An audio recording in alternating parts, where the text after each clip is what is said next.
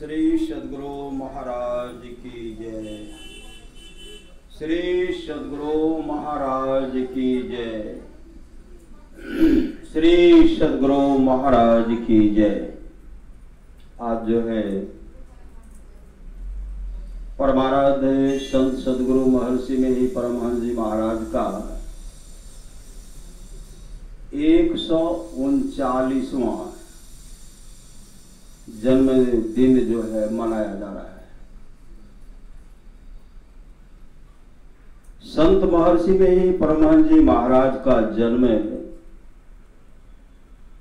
सन 1885 ईस्वी की वैशाख शुक्ल पक्ष चतुर्दशी को हुआ था।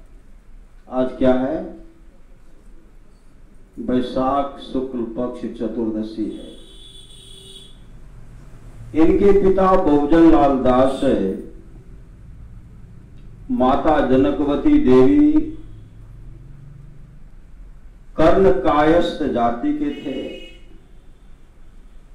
वे सिकलीगढ़ दरारा जिला पूर्णिया के निवासी थे।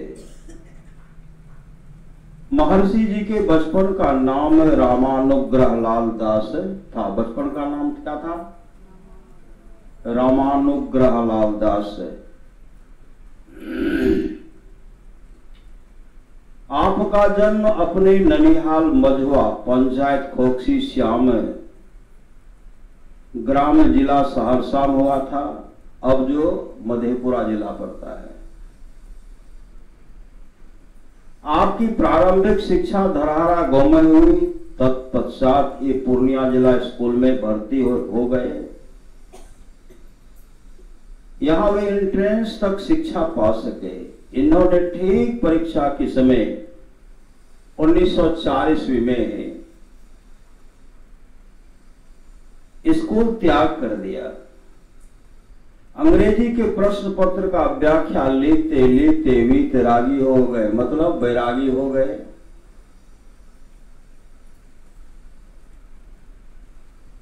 प्रश्न ये थे, for the structure that is raised, time is with materials filled our today's and yesterday's, are the blocks with which we build. व्याख्या, हम लोगों का जीवन मंदिर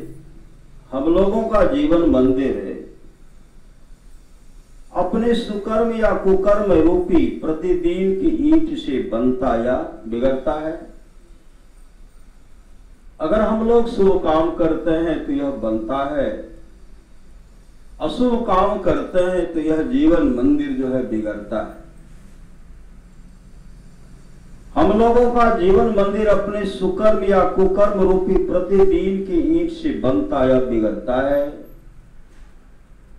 जो जैसा कर्म करता है उसका जीवन वैसा ही बन जाता है। इसीलिए हम लोगों को भगवत भजन रूपी सर्वश्रेष्ठ ईंटों से अपने जीवन मंदिर की दीवारों का निर्माण करती जाना चाहिए। जीवन रूपी इस इमारत को हम लोग तैयार करते हैं। जीवन रूपी इस इमारत को हम लोग तैयार करते हैं। यह हम लोगों के आज और कल के शुभ अशुभ, अच्छे बुरे, नेकी बदी, धर्म अधर्म एवं पाप पुण्य रूपी उपादानों से ही बनती है। हम लोगों के वर्तमान स्वरूप आज और कल रूपी समय के लिए समय के किए गए कर्मों की संगति है। या एकत्रित समानों से ही निर्मित हुए हैं।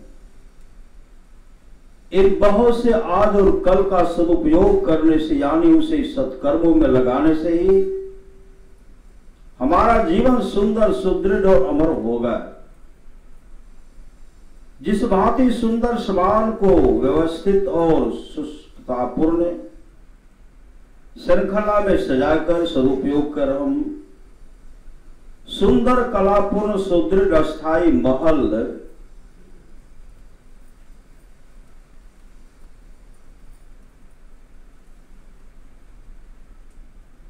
बना लेते हैं, उसी भांति आज और कल रूपी समानों का सदुपयोग करेंगे, अर्थात सदा सर्वदा हम उसे पवित्र और पुण्य लाभदायक कर्मों में ही लगाएंगे, तो निसंदेह हमारा जीवन भी सार्थक,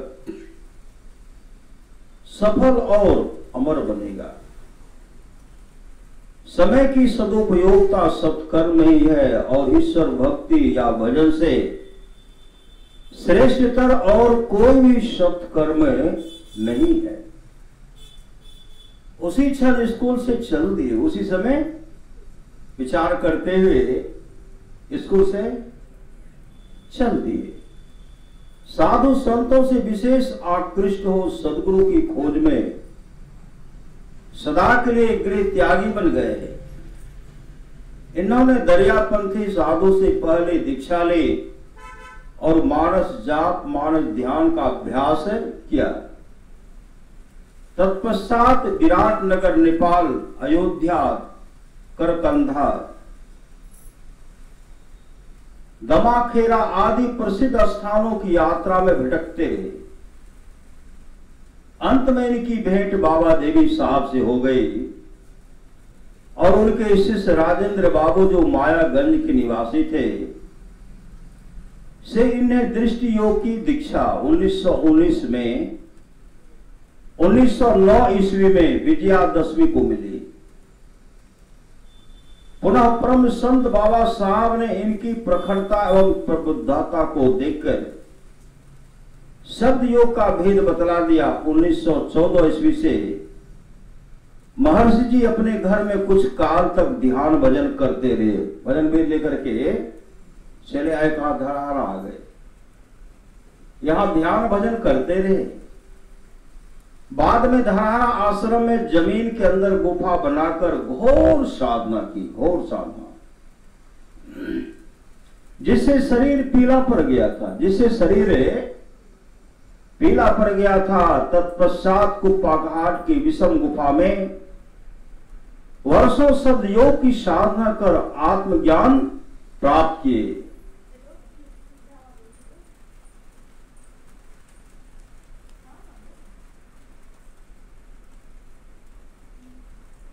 आत्मज्ञान प्राप्त किए। इन्होंने गांव गांव में घूम घूम कर संत मत का प्रचार किया। इनका प्रचार ज्यादातर देहात क्षेत्र में रहा। जिनको कोई पूछने वाला नहीं था उनको इन्होंने जगाया, ज्ञान दिया। ये कहा करते थे कि जिनको कोई पूछने वाला नहीं है, ऐसे लोग अगर मेरे पास धर्मोपदेश के लिए कहने आते हैं तो मैं बहुत प्रसन्न होता। इन्होंने समय पाकर लोक कल्याण के वास्ते सदग्रंथों की रचना की, जिसकी संख्या 13 है। अब संतमत सत्संग का प्रचार देश विदेश में हो रहा है। महर्षि जी 102 वर्ष तक हम लोगों के बीच अपने अनुभव ज्ञान का प्रकाश बिखेरते रहे। समय का दुर्भाग्य 8 जून 1986 ईस्वी को ये अपना पार्थिव शरीर छोड़कर ब्रह्मलीन हो गए। श्री सदगुरु जिस समय गुरु महाराज अपना शरीर को परित्याग किए थे, एक दिन पहले हम चले गए थे कुप्पाघाट। मेरे सामने में गुरुदेव अपना शरीर को परित्याग किए थे। उस समय हम गुरुदेव के पास थे। तो धवल बैसाख चतुर्दशी जग में पुण्य मुहूर्त प्रमाण छे। मैं ही मधुआ में अवतरलेन हरखी जन्मन प्राण छे। सन 1885 ईस्वी परम महान छे। धन्य किशुनगंज जिला सहरसा प्रगट भेल भगवान छे। मैं ही मधुआ में अवतरलेन हरखी जन्मन प्राण छे। पितर गे, पिता का घर कहां? पितर गे सिकली गढ़ धराहरा। पितर गे, पिता का घर। पितर गे सिकली गढ़ धरारा, बहुजन लाल महान छे, होय तही चारिम बरखक जेहना माता के अवसान छे। गुरुदेव की उम्र जब 4 वर्ष का हुआ, इनकी माता संसार से चल बसी। पितर गे सिकली गढ़ धरारा, बहुजन लाल महान छे, होय तही चारिम बरखक जेहना माता के अवसान छे।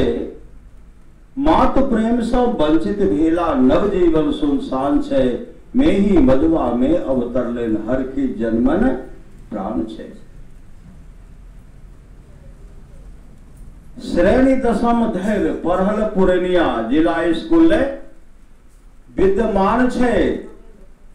तजी परीक्षा में ही चलला खोजे गुरु, महान छे भटकत पावल देवी साहब, मेटल और ज्ञान छे।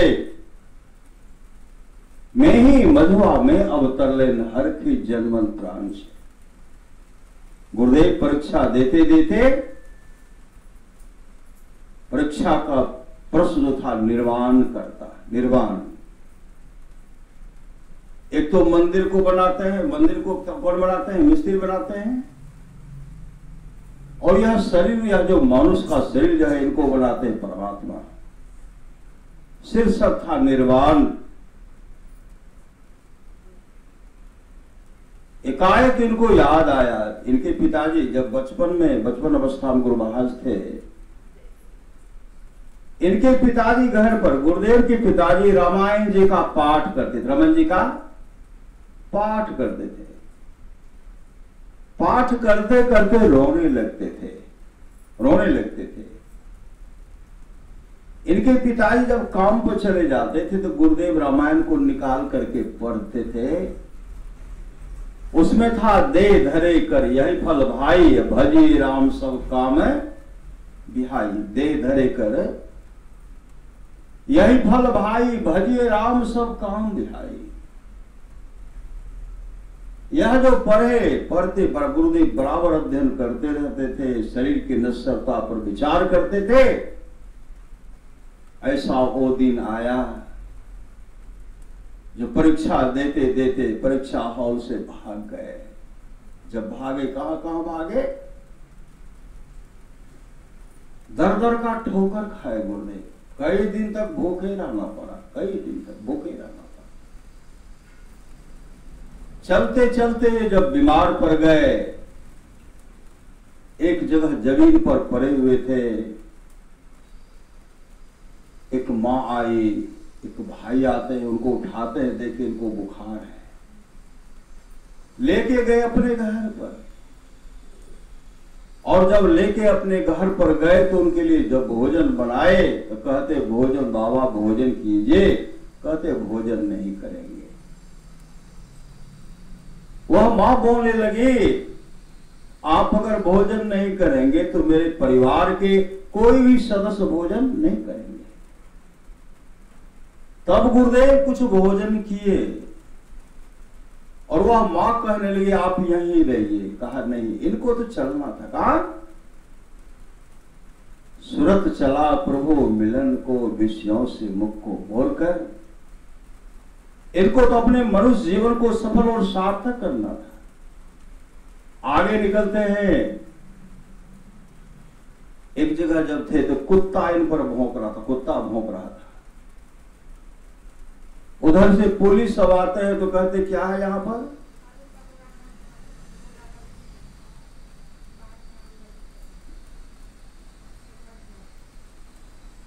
कुछ आकर के देखते हैं तो एक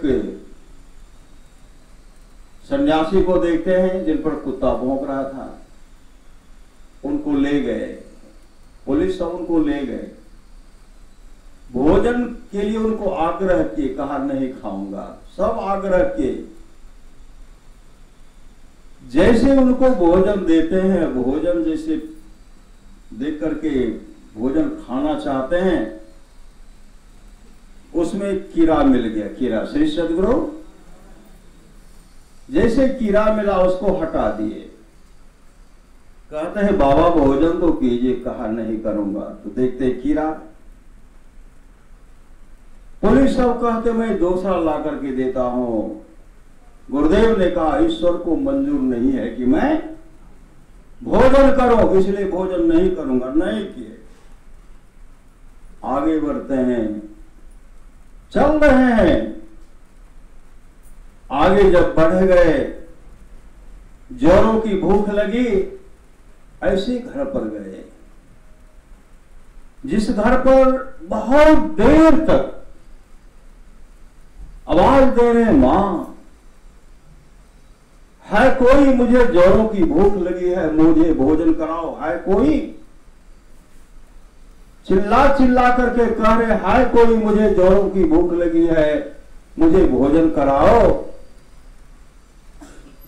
कोई नहीं निकल रहे। बहुत देर के बाद उस घर से एक मां निकली जो रोती बिलखती हुई निकली। गुरुदेव कहते मां जोरों की भूख लगी है, मुझे भोजन दे दो। वह जो मां रोती बिलखती हुई घर से निकले, परमाराज सदगुरु हाथ से कहते हैं कितना सुंदर शरीर है, भीख मांगता है। अरे मेरा बेटा मर गया, उसको गया स्मशान घाट जलाने के लिए, जला करके भी आया भी नहीं है, तो उसी के साथ है जल करके क्यों, मर करके क्यों नहीं जल जाता, तो उसी के साथ मर जा और जल जा।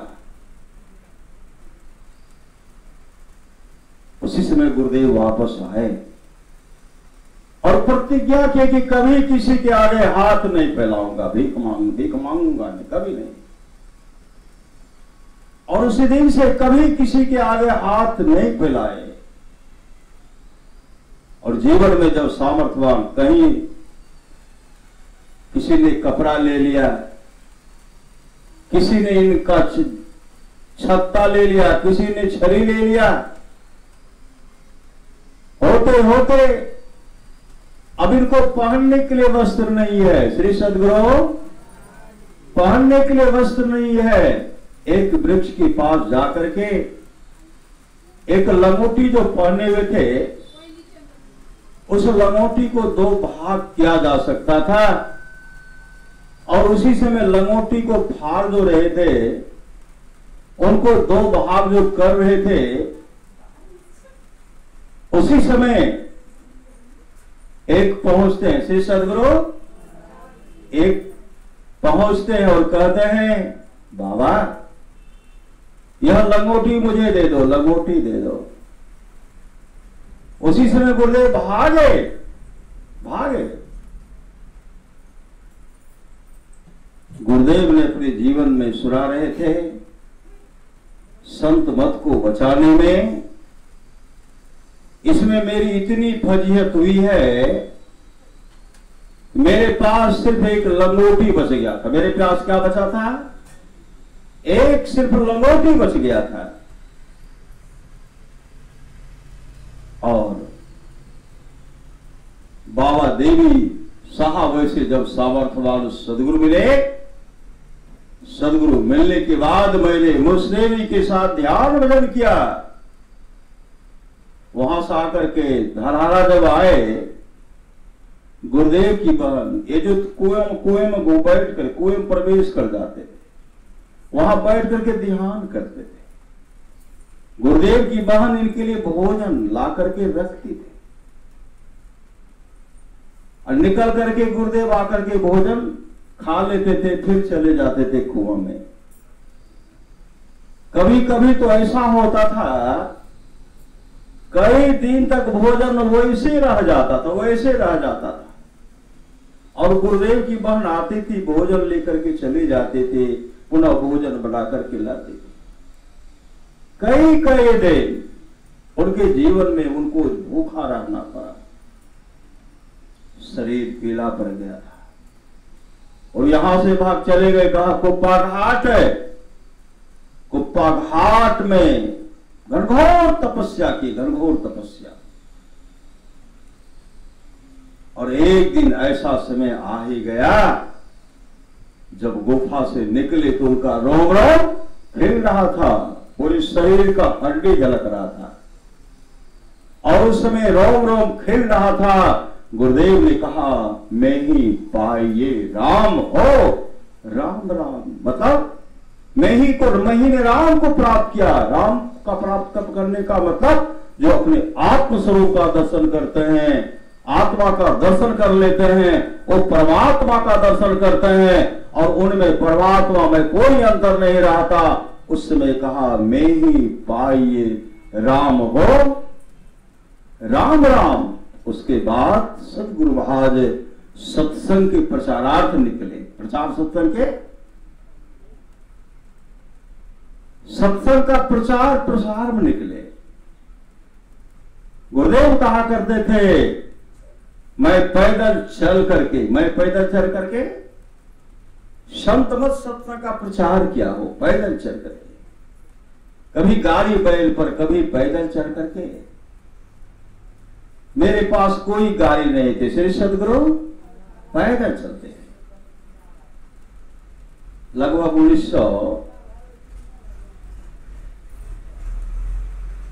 1975 ईस्वी में